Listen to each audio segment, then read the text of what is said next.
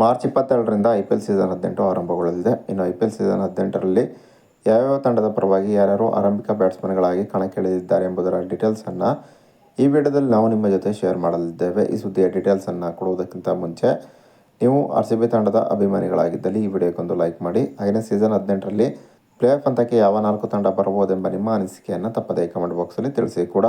IPL season 18ರಲ್ಲಿ Mumbai Indians ತಂಡದ ಪರವಾಗಿ ರೋಹಿತ್ ಶರ್ಮಾ ಮತ್ತು ವಿಲ್ ಜಾಕ್ಸ್ ಓಪನಿಂಗ್ ಬ್ಯಾಟ್ಸ್ಮನ್ಗಳಾಗಿ ಕಣಕ್ಕಿಳಿಯುವ ಸಾಧ್ಯತೆ ಇದೆ. ವಿಲ್ ಜಾಕ್ಸ್ ಕಳೆದ ಸೀಸನ್ನಲ್ಲಿ RCB ತಂಡದ ಪರವಾಗಿ 3ನೇ ಕ್ರಮಾಂಕದಲ್ಲಿ ಬ್ಯಾಟಿಂಗನ್ನು ಆಡಿದ್ದರು. ಆದರೆ ಸೀಸನ್ 18ರಲ್ಲಿ ಮುಂಬೈ ಇಂಡಿಯನ್ಸ್ ತಂಡದ ಪರವಾಗಿ ವಿಲ್ ಜಾಕ್ಸ್ ಓಪನಿಂಗ್ ಬ್ಯಾಟ್ಸ್ಮನ್ ಆಗಿ ಕಣಕ್ಕಿಳಿಯುವ ಸಾಧ್ಯತೆ ಇದೆ. ಇನ್ನು IPL ಸೀಸನ್ 18ರಲ್ಲಿ ಸನ್ರೈಸರ್ಸ್ ಹೈದರಾಬಾದ್ ತಂಡದ ಪರವಾಗಿ ಟ್ರಾವಿಸ್ ಹೆಡ್ ಮತ್ತು ಅಭಿಷೇಕ್ ಶರ್ಮಾ ಆರಂಭಿಕ ಆಟಗಾರರಾಗಿ ಕಣಕ್ಕಿಳಿಯಲಿದ್ದಾರೆ. ಸೀಸನ್ 17ರಲ್ಲಿ ಇವರಿಬ್ಬರು ಸನ್ರೈಸರ್ಸ್ ಹೈದರಾಬಾದ್ ತಂಡಕ್ಕೆ ಆರಂಭಿಕ ಬ್ಯಾಟ್ಸ್ಮನ್ಗಳಾಗಿ ಕಣಕ್ಕಿಳಿದು ಒಂದು ಸ್ಫೋಟಕವಾದಂತಹ ಆರಂಭವನ್ನು ನೀಡಿದ್ದರು. ಇನ್ನು ಸೀಸನ್ 18ರಲ್ಲಿ KKR ತಂಡದ ಪರವಾಗಿ ಕ್ವಿಂಟನ್ ಡಿಕಾಕ್ ಮತ್ತು ಸುನಿಲ್ ನರೈನ್ ಆರಂಭಿಕ ಬ್ಯಾಟ್ಸ್ಮನ್ಗಳಾಗಿ ಕಣಕ್ಕಿಳಿಯಲಿದ್ದಾರೆ. ಇನ್ನು ಸೀಸನ್ 18ರಲ್ಲಿ ಲಕ್ನೋ ಸೂಪರ್ ಜೈಂಟ್ಸ್ ತಂಡದ ಪರವಾಗಿ ಎಡನ್ ಮಾಕ್ರಮ್ ಮತ್ತು ಮಿಚೆಲ್ ಮಾರ್ಷ್ ಆರಂಭಿಕ ಬ್ಯಾಟ್ಸ್ಮನ್ಗಳಾಗಿ ಕಣಕ್ಕಿಳಿಯುವ ಸಾಧ್ಯತೆ ಇದೆ. ಇನ್ನು IPL ಸೀಸನ್ 18ರಲ್ಲಿ ಗುಜರಾತ್ ಟೈಟನ್ಸ್ ತಂಡದ ಪರವಾಗಿ ಜಾಸ್ ಬಟ್ಲರ್ ಮತ್ತು ಶುಭ್ಮನ್ ಗಿಲ್ ಆರಂಭಿಕ ಬ್ಯಾಟ್ಸ್ಮನ್ಗಳಾಗಿ ಕಣಕ್ಕಿಳಿಯುವ ಎಲ್ಲ ಸಾಧ್ಯತೆ ಇದೆ. ಇನ್ನು ಸೀಸನ್ 18ರಲ್ಲಿ ರಾಜಸ್ಥಾನ್ ರಾಯಲ್ಸ್ ತಂಡದ ಪರವಾಗಿ ಸಂಜು ಸ್ಯಾಮ್ಸನ್ ಮತ್ತು ಯಶಸ್ವಿ ಜೈಸ್ವಾಲ್ ಆರಂಭಿಕ ಬ್ಯಾಟ್ಸ್ಮನ್ಗಳಾಗಿ ಕಣಕ್ಕಿಳಿಯುವ ಸಾಧ್ಯತೆ ಇದೆ.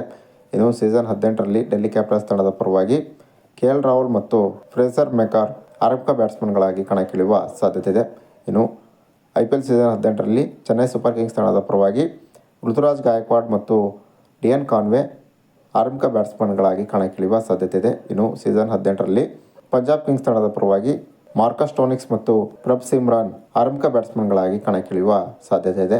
ಇನ್ನು IPL ಸೀಸನ್ 18ರಲ್ಲಿ RCB ತಂಡದ ಪರವಾಗಿ ವಿರಾಟ್ ಕೊಹ್ಲಿ ಮತ್ತು ಫಿಲ್ ಸಾಲ್ಟ್ ಆರಂಭಿಕ ಬ್ಯಾಟ್ಸ್ಮನ್ಗಳಾಗಿ ಕಣಕ್ಕಿಳಿಯುವ ಸಾಧ್ಯತೆ ಇದೆ.